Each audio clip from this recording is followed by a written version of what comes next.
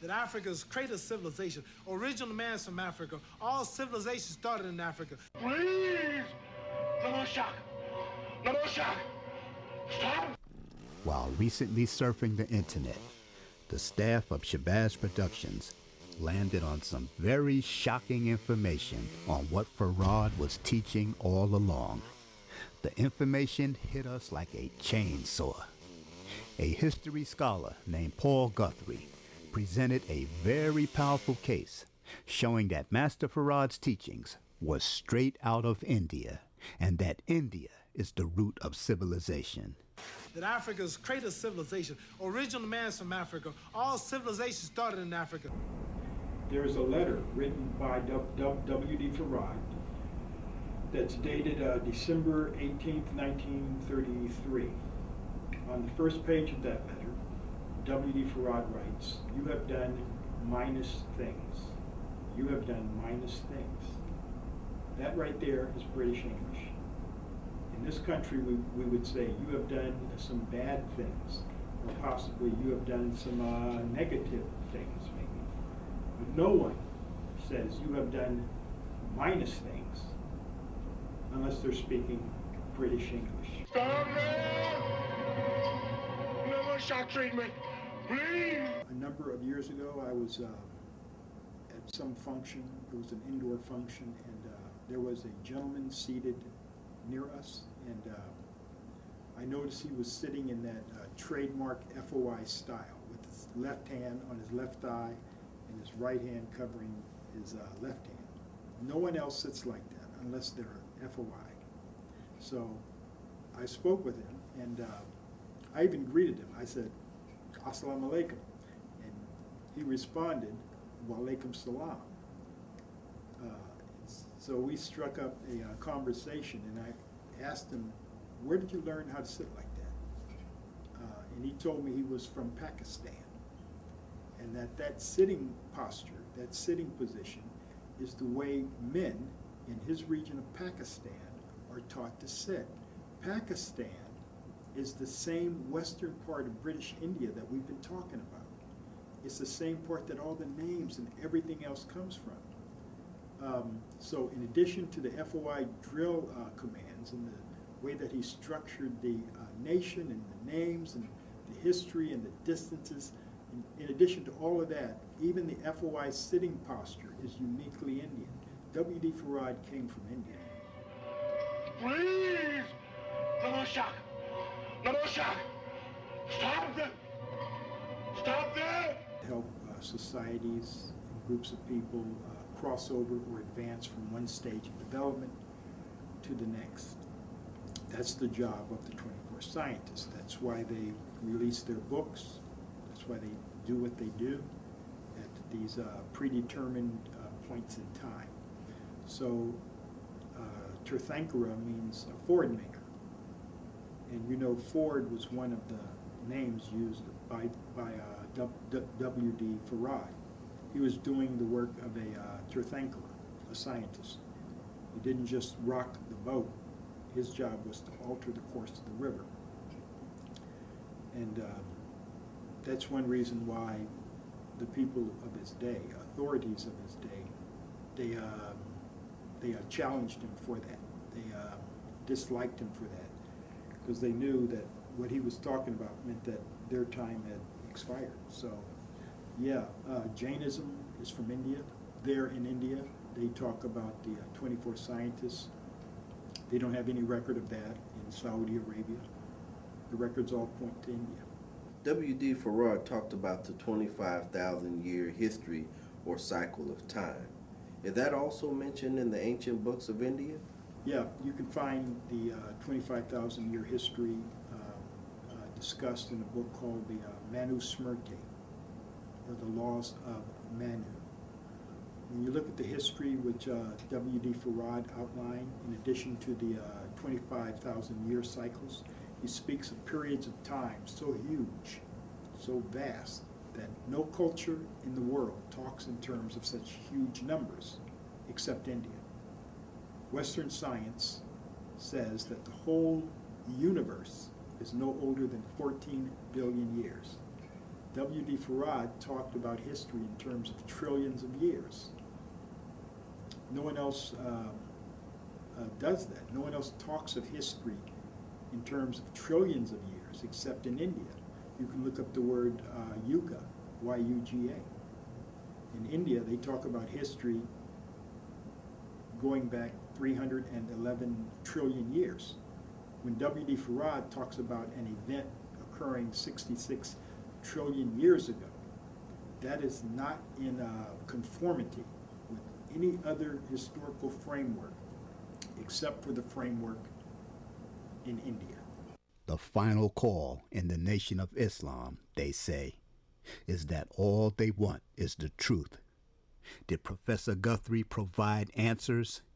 Is it the truth, or will it all be challenged?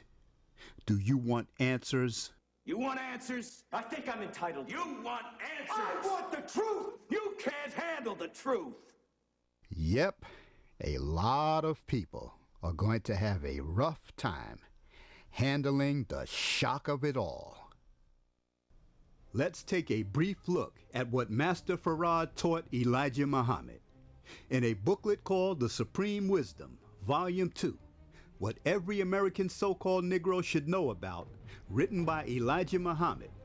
On page 53, Elijah writes that Hindus are the enemies of Islam. Not written in the book is a widely purported claim that Master Farad was to have told his followers that if you see a Hindu and Christian both walking together down the street, to kill the Hindu first and then take out the Christian. No, please, my friend, please go ahead. I'm so sorry.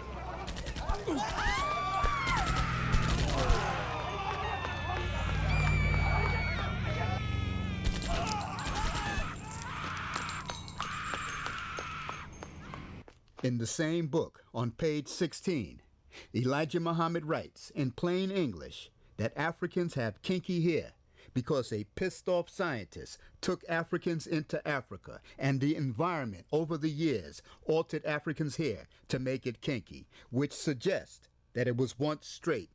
Does this support what Professor Guthrie says about the origin of civilization coming from India?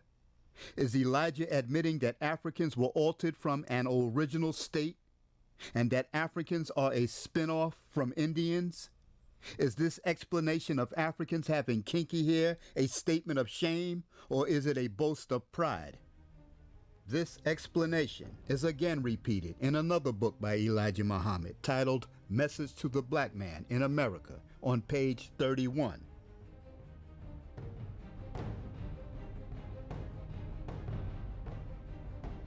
Everyone throughout the modern world will agree that African men and women are magnificent examples of superior physicality, possessing superior structures of endurance. What Master Farad taught, is it true? Did it all start in India? Is this the shocking truth? 6,000 years ago, another tribe came on the scene. It was made, different from all of the 12 tribes that were here when it arrived. A new tribe, a weak tribe, a wicked tribe, a devilish tribe, a diabolical tribe, a tribe that is devilish by nature. So, but before they got on the scene, the Honorable Elijah Muhammad said, when we came with the earth, the oldest city on earth is the holy city of Mecca in Arabia. Mecca is the oldest city on earth. Mecca is the city that is forbidden. No one can go there but the black man. No one can go there but the Muslim. No one can go there but the believer. No one can go there but the righteous. And at Mecca are kept the records of history that go on back into the beginning of time. He says that 50,000 years ago, another scientist named SHABAZZ became angry with the scientists of his day. He wanted to bring about a tougher people. He wanted the people to undergo a form of life that would make them tough and hard, and the other scientists wouldn't agree with him. So this scientist named SHABAZZ took his family and wandered down into the jungles of Africa. Prior to that time, no one lived in the jungles. Our people were soft. They were black, but they were soft and delicate, fine. They had straight hair. right here on this earth. You find some of them look like that right today. They are black as night, but their hair is like silk. And originally, all our people had that kind of hair. But this scientist took his family down into the jungles of Africa, and there, living in the open, and living a jungle life, eating all kinds of food, it had an effect on the appearance of our people. Actually, living in the rough sun, in the rough climate, our hair became stiff, like it is now. We undertook new features that we have now. The Honorable Elijah Muhammad says that the only hair that the black man has today that looks now like it looked prior to 50,000 years ago is your and my eyebrows. Right here, you notice all Negroes got straight, don't care how nappy their head is, they got straight eyebrows. Some of them, when you see a nappy eyebrowed Negro, you got somebody.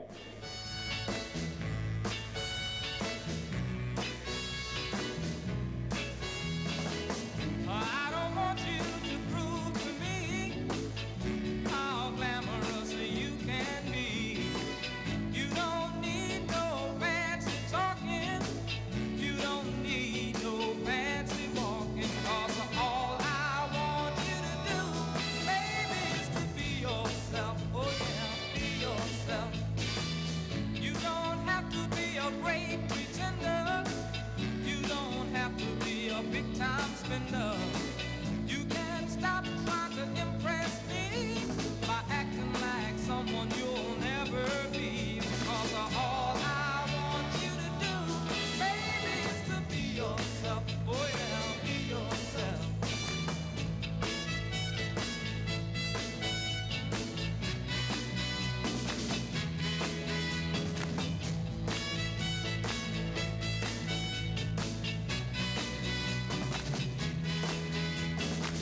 It makes no difference how you may look. Love is all that counts in my book. You don't have to be a fashion show or try to be like Bridget Bardot. 'Cause all I want you to do, baby, is to be yourself. Oh yeah, be yourself. I love you just the way you are. So stop trying to look like a movie star. That's interesting. My first wife was jet black, fine, soft, delicate, and had long, silky, straight hair that grew right out of her head. Who is the original man? Scholar Natural Tahuti states that the black woman is the original God. History is best qualified to reward all research. And Brother Tahuti is right. Let's debate. Let's have an open forum to set the record straight. Whichever fact shall prevail shall be the new path. It really shouldn't matter who was the first to emerge from some filthy, funky, primal soup. We should all be here to better the lot of humanity. Don't go jumping off some bridge if you find out what you thought you knew all along was some voodoo bullshit. I know you want to let out a blood-curdling cry like when a man finds out the child he raised is not his own. And there's no need to send our brother Bolo X to beat down everyone who disagrees with you. Don't go away mad, just go away. We know Malcolm wasn't murdered over any theological differences. Malcolm was murdered because he wanted to get something for black people, and he refused to be greedy and told where the money was coming from. Is it time to put on that turban and can the kufi and the kente cloth and take a trip to Bombay? What was it that Master Farad was teaching? Was he trying to put Africans on the right track? Or was he taking them further out of their minds? Elijah Muhammad and Martin Luther King Jr. had something in common. King admired an Indian man named Mahatma Gandhi, and Muhammad admired a man named Master Farad. Both of the men they admired came from India. These two admirers were born in the United States of America. African Americans never seem to follow indigenous Africans of their own race. It's always someone who doesn't look like them. Even Elijah Muhammad's right-hand man and advisor, Abdul Basit Naim, was an Indian from Pakistan. No more shock. No more shock. Stop them. Stop them. As far as history is concerned, there are many experts available, like Professor Leonard Jeffries, who can set the record straight. Racial pathology.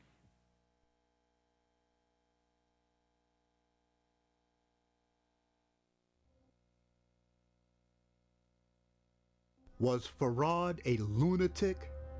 Was he a good man trying to help a lost people? Or was he intentionally trying to confuse them even more by teaching them Indian-based teachings that were foreign to Africans? Was he trying to bring cast-out Africans who were once Indians back into their original Indian state? Was he a dangerous man, out of his mind? Oh, we must